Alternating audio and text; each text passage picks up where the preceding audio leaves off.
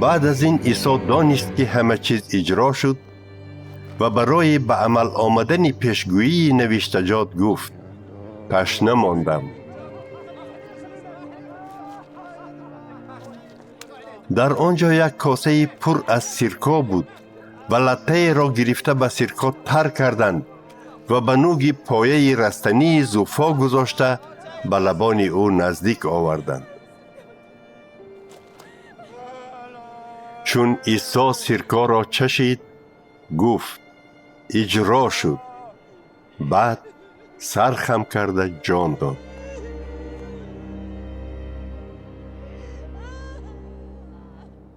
آن روز تیاری به روز شنبه بود که به عید بزرگ راست آمد. بنابراین سرداران یهودی نمیخواستند که جسد میخکوب شدگان در صلیب بماند. برای همین آنها از پیلاطس درخواست کردند که پایهای میخکوب شدگان را شکنند و جسد آنها را از صلیب به پایان فرارند. سربازان آمده اول پایهای شخص میخکوب شده یکم و بعد میخکوب شده دویم را شکستند. ولی وقتی که به عیسی نزدیک آمدند دیدند که او مرده است، بنابراین پایهای او را نشکستند. یکی از سربازان با نیزه به پهلوی عیسی زد و همان دم از بدن او خون و آب جاری شد. کسی که تمام این حادثه را دیده است شهادت می دهد تا شما نیز ایمان آورید. شهادت او راست است و او می داند که حقیقت را می گوید. همه این برای آن به عمل آمد که گفته های نوشتجات که هیچ یک استخوان او شکسته نخواهد شد اجرا شوند. باز در دیگر جای نوشتجات گفته شده است که آنها به کسی نگاه خواهند کرد که او را نیزه زدند.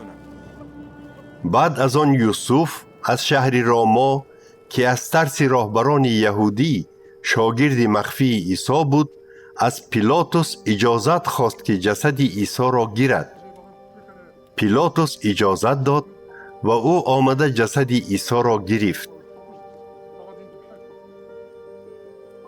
نیکودیموس که پیشتر شبانه به دیدن عیسی آمده بود نیز آمد و قریب 34 کیلو مر مایه خوشبوی با گیاه داروار آمیخته را با خود آورد.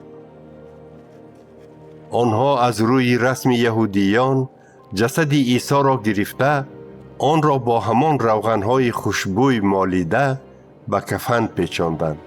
در نزد جای میخکوب شدن عیسی باغ بود. در آن باغ قبری نوی بود که هنوز کسی در آن دفن نشده بود. از بس که عرفه روز شنبه یهودیان بود و قبر هم نزدیک بود عیسی را در آنجا دفن کردند.